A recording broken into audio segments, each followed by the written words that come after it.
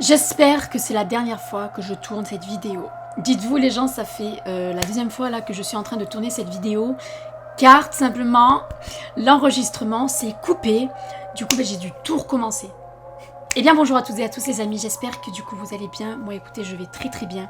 Aujourd'hui, nouvelle vidéo qui est un peu hors du commun parce que c'est vrai que j'ai pas l'habitude d'en faire sur ma chaîne, mais je vais un peu vous parler de mes anecdotes paranormales. Voilà. Alors est-ce que c'est de la paranoïa que j'ai eue? Est-ce que j'ai vraiment vécu des trucs paranormaux? Enfin en tout cas anormal? J'en sais rien et peut-être que sûrement je le saurai jamais. Pour vous remettre dans le contexte, moi je suis quelqu'un qui croit dur comme fer au paranormal. Je suis même des youtubeuses qui font des séances de spiritisme, genre elles parlent aux démons, enfin elles parlent aux entités, aux esprits, mais moi je dis c'est plutôt des démons quoi. Comme par exemple Silent Jill, que je suis beaucoup. Et j'avais envie aujourd'hui de vous faire part de mes expériences. Alors je fais pas cette vidéo grâce à elle parce que c'est vrai qu'avant que je connaisse du coup ces youtubeuses, j'avais déjà vécu des trucs vraiment anormaux dans ma vie et j'avais décidé aujourd'hui de vous les raconter. Donc si vous voulez, moi depuis toute petite je suis quelqu'un de très anxieuse et de très stressée. J'ai pris des médicaments, je faisais très mal mes nuits, j'ai beaucoup fait de terreurs nocturnes, d'insomnie, mais d'insomnie très violent parce que j'entendais des choses ou je voyais des choses, mais ça me faisait juste peur en fait, c'est tout. Et dites-vous, même encore aujourd'hui, ça m'arrive de pas faire mes nuits, car tout simplement, j'ai peur de quelque chose. On m'a dit que c'était de la schizophrénie, que je souffrais de schizophrénie, mais même moi je m'en rends compte en fait. Donc je peux pas souffrir de schizophrénie, si vous voyez ce que je veux dire. Donc je pense pas que ce soit de la schizophrénie, vraiment pas. Mais est-ce que c'est peut-être de la paranoïa?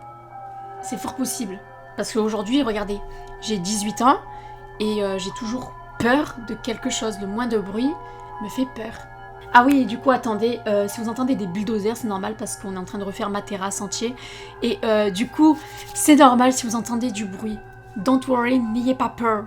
Pour la première anecdote, donc ça s'est passé environ en 2015-2016, donc j'étais en CM2, et si vous voulez, juste à côté de chez moi, il y avait un asile psychiatrique abandonné. Donc c'est vrai que ça fait cliché, l'asile, waouh. Mais attendez.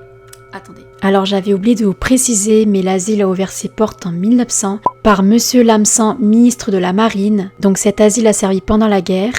Et j'avais oublié de vous préciser, mais un youtubeur a fait de l'urbex dans cet asile. Je vous mets le lien dans la description. J'étais avec une ancienne copine. On avait décidé tout simplement d'escalader pour aller... En fait, si vous voulez, tu pouvais pas accéder à l'entrée parce que l'entrée était fermée. Du coup, tu devais escalader un mur.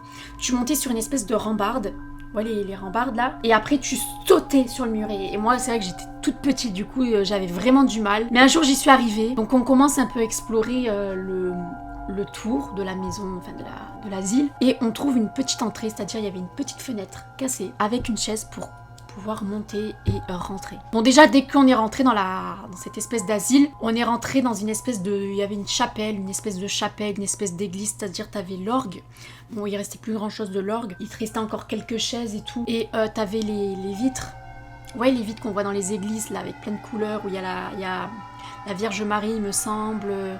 tout ce qui est religieux, vous voyez, sur les vitres. Et bien, il y avait ça, bon, il restait plus grand-chose, évidemment, mais vous voyez ce que je veux dire. Et il y avait une grande statue dans l'église, vraiment une grande statue de la Vierge Marie. Je crois que c'est ça, qui était en très bon état, qui était bien. Et sauf que le problème, on était deux. Alors, c'est vrai qu'aujourd'hui, moi, je pourrais faire de l'urbex toute seule, puisque vous savez que j'en ai déjà fait sur ma chaîne. Mais c'est vrai qu'à cette époque-là, on n'était que deux, on se chiait un peu dessus. On s'était dit qu'on reviendra le lendemain.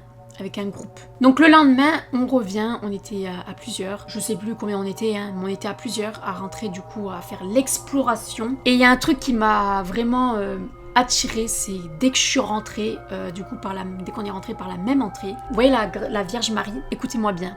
Je sais pas si ça a été une farce, mais en tout cas c'était de très mauvais goût, car simplement, vous avez la Vierge Marie qui coulait du sang. Alors ça coulait pas, mais quand on était rentré, elle avait du rouge là.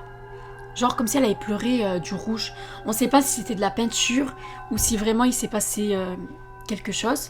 J'ai essayé de me rassurer tant bien que mal que c'était une farce, sauf que des séances de spiritisme ont été évoquées dans cet asile, donc ce qui laisse fortement désirer si c'est une farce ou non. Cependant qu'en plus cet asile était quand même réputé pour être soi-disant hanté, donc on ne saura jamais si c'était une farce ou pas. Mais moi je pense plutôt que dans mon ressenti, ce n'était pas une farce et qu'il y avait quelque chose qui n'était pas normal. Parce qu'il n'y a pas eu que ça en fait, et genre moi je m'en souviens quand j'ai eu ça, ça m'a fait très peur. Vous savez quoi, même aujourd'hui, je l'ai encore dans la tête, quand je suis rentrée que j'ai vu ça, ça me fait peur. Surtout qu'en plus, je connais un peu la Vierge Marie qui ont qui pleure du sang quoi. J'avais déjà vu un peu des vidéos là-dessus, des TikTok, c'est pas très bon signe, mais on sait pas si c'est une farce. Mais en tout cas ça m'avait fait très très peur, et même dans cet asile là, je me sentais pas bien. Je me sentais vraiment pas bien. Après parce que c'est stressant, c'est un lieu qui est totalement à l'abandon, t'as le stress, t'as l'adrénaline, mais il s'est pas passé que ça. En gros du coup on fait notre petite exploration, et t'avais dans certaines salles, je crois qu'il y avait vraiment eu des séances de spiritisme, je crois. Car tu retrouvais un peu du sel par terre. Avec du recul, je crois que c'était des séances de spiritisme. Mais c'est vrai que j'étais gosse, je voyais ça, je comprenais pas beaucoup, je comprenais pas trop. Mais je crois, je m'en souviens plus, mais après ma mémoire elle est floue, mais je crois qu'il y avait du sel, enfin il y avait des... Je sais pas trop comment vous expliquer, par contre oui sur les murs c'était tagué des cercles symboliques du diable en fait. Et au bout d'un moment en fait on croyait qu'on n'était pas seul dans cette maison, dans cet asile, car on entend simplement une femme gueuler. Je peux vous dire que là on a speedé nos morts jusqu'à la sortie. On entendait vraiment une femme genre gueuler, et genre on a eu très très très peur. Et pourtant il y avait personne, enfin... Nous, quand on est parti en courant, on a croisé des gains, il n'y avait pas de femmes. Mais genre, on a entendu une femme crier je ne suis plus rentrée dans cet asile, il me semble. On n'a plus remis les pieds dedans. Pour la première anecdote, ça reste toujours inexpliqué. De ces cris, de ces cercles symboliques, de la Vierge Marie qui... Je sais pas si on a vécu des phénomènes ou si vraiment... j'en sais rien. Pour la deuxième anecdote, alors pour moi, je crois juste que c'était de la paranoïa, que des phénomènes, mais je sais pas trop. Aujourd'hui ça reste très inexpliqué. Donc au même moment où j'avais visité du coup cet asile abandonné, on était encore dans notre ancienne maison. Et dans cette maison-là, on est resté à peu près de 2015 à 2017 il me semble. Pardon, en 2019, de 2015 à 2019, ouais. 2018-2019, je crois que c'était 2019, donc on est resté à peu près 4 ans et demi dans cette maison. Écoutez-moi bien, pendant ces 4 ans et demi, j'étais très très mal dans cette maison, j'étais très mal à l'aise.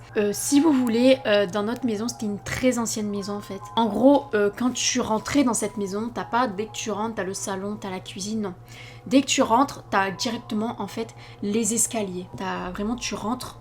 Le premier truc que t'as, c'est les escaliers pour monter au salon et du coup à la pièce de vie, à la cuisine. Et moi, cet escalier, déjà, il me faisait peur. Le soir, quand tu voulais descendre dans le garage, par exemple, quand je voulais chercher des glaces, cet escalier, il m'inspirait pas du tout. Je détestais descendre cet escalier. Même genre, si j'allumais la lumière, quand t'es dans le noir, je voyais pas le fond. Mais c'était pas ça qui me faisait plus peur. Ce qui me faisait le plus peur, c'est vraiment le cliché, c'était le grenier. Le grenier me faisait une peur. Bleu as fuck. Après, je vous dis, j'étais un peu plus jeune, j'étais pas bien dans ce grenier.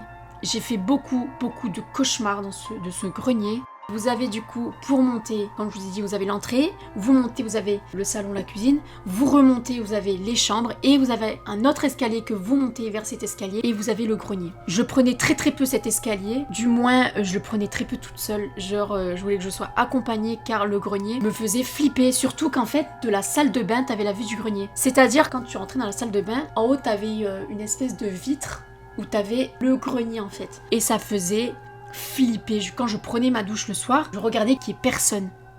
Vraiment. Je sais pas, mais cette maison m'inspirait pas, j'entendais des bruits bizarres. Après aussi, les maisons étaient collées. Du coup, est-ce que ce serait aussi les voisins? C'est aussi une possibilité. Mais le grenier me fait très peur. Et un jour, si vous voulez, c'est peut-être moi, mais ça m'est resté. J'étais tout simplement dans la salle de bain en train de me doucher. Et il y avait un pot où on rangeait les brosses à dents, les brosses à cheveux, enfin...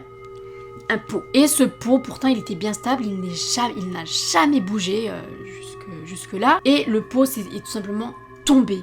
Il n'est jamais tombé, ce putain de pot. Pourquoi il tombe? J'ai flippé, pourtant j'en ai parlé, et je flippais tout simplement. Il y avait genre du bruit aussi dans le grenier. Quand je rentrais dans le grenier, une fois, je sais pas, j'entends... les murs tapés. Après le grenier c'est très mal isolé, du coup t'as les pigeons qui se posent sur le toit, du coup ça fait du bruit tu vois. Et quand j'étais toute seule j'étais vraiment pas bien. Et même je me sentais oppressée dans cette maison. Je détestais dormir dans ma chambre parce que je sais pas, elle me faisait aussi peur, ma chambre, tout me faisait peur. Je me sentais vraiment oppressée tu vois. Et j'ai fait beaucoup de cauchemars dans cette maison. Et dès qu'on est parti du coup dans la maison qu'on est actuelle, je me sentais vraiment beaucoup mieux. Est-ce que j'ai été juste parano pendant plus de 4 ans? Ou est-ce que peut-être il y a eu des manifestations dont on sait pas trop, Mais en tout cas, j'étais vraiment pas bien. Et après là, c'est vrai que je vous ai pas raconté tous les détails car vraiment, je vous dis, ma mémoire elle est floue. Ça date, c'était il y a plus de 8 ans, du coup, c'est bizarre. Troisième et dernière anecdote.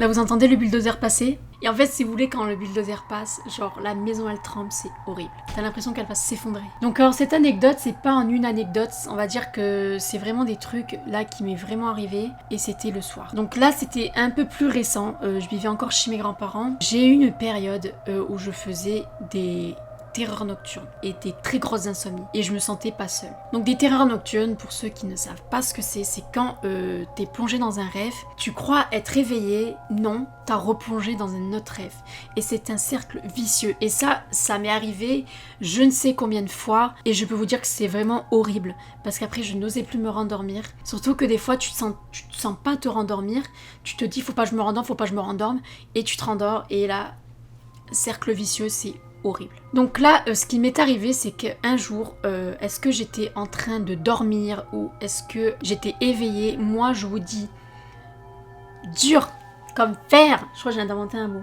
C'est pas grave. Je l'ai vraiment vécu. Je ne me suis pas endormie. J'en suis sûre et certaine. Quelqu'un m'a touché la jambe, la nuit.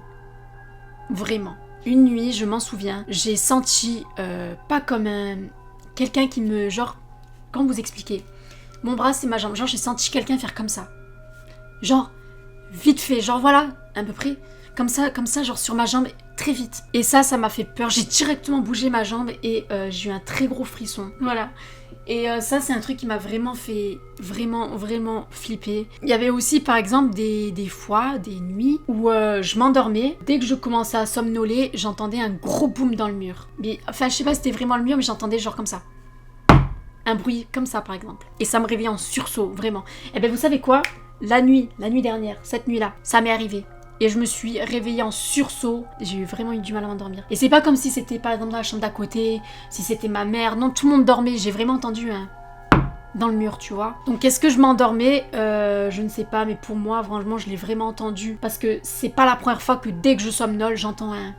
dans le mur. C'est vraiment pas la première fois. Après, j'ai très peur de me rendormir. Vraiment. Je flippe ma race entière. Bon, je crois que c'est tout. Après, c'est vrai qu'il m'est arrivé d'autres trucs qui sont pas vraiment impressionnants. Enfin, en gros, à le raconter, c'est pas comme l'avoir vécu. Donc, c'est vrai que c'est un peu difficile à raconter sans l'avoir vécu, vous voyez. Mais on va dire que c'est vraiment des choses qui m'est vraiment arrivé et auxquelles j'ai eu vraiment très peur. Après, est-ce que c'est vraiment des apparitions, des manifestations plutôt, ou est-ce que vraiment je suis parano? J'en sais rien. C'est vrai que moi je suis beaucoup dans ces trucs-là, ça m'intéresse beaucoup. Et est-ce que c'est justement ça? Peut-être les attire. J'en sais rien, voilà.